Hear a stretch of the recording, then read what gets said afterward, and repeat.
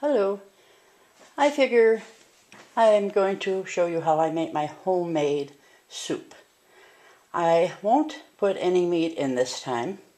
This will be like a vegetable soup. This pot has 14 cups of water already in here. Now, I cut up some potatoes. Cut up as many as you want. It's up to you. Remember, when you put potatoes in your soup, it does take out excess salt, which is good. Now here, I cut up smaller pieces so people could tell the difference, and this is a turnip. And, now don't forget, the secret weapon for the winter is garlic. You want to stay well? Use garlic in your soup. In fact, use garlic everywhere. Now, here is a whole stalk of celery. I love it. And when I get to the middle of the stalk, I also take out the little pieces of the stems, the feathery things. I guess they're more or less at the bottom, but you know what I mean. That looks delicious. I love celery. And here is one small onion that I cut up. Now, since I had carrots from my garden this year, this is what I'm going to, oh, this smells so good. Onions and everything. These are the carrots I'm going to use. A lot of people throw the little tiny ones out, but I like the little tiny ones. Oh, look at that. I mean, that's kind of cool.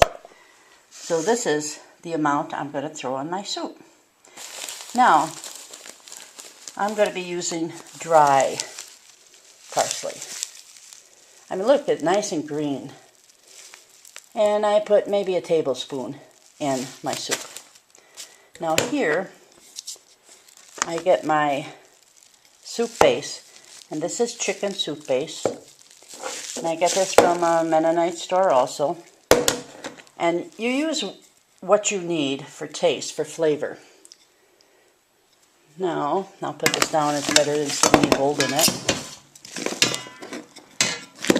I will most likely use half of this because this is such a huge pot.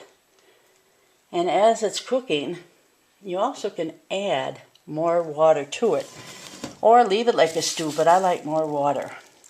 And then at the end, you can throw in some minute rice, a handful if you want, or also. But sometimes I do, sometimes I don't. But this is the main thing. When you have either turnips, rutabagas, or kohlrabi, all those are great. I stay away from the peas and the beans and corn and stuff like that. This is your basic, hearty, homemade soup. These are the items I use. And you get a lot of fussy kids nowadays. I don't like this, I don't like that.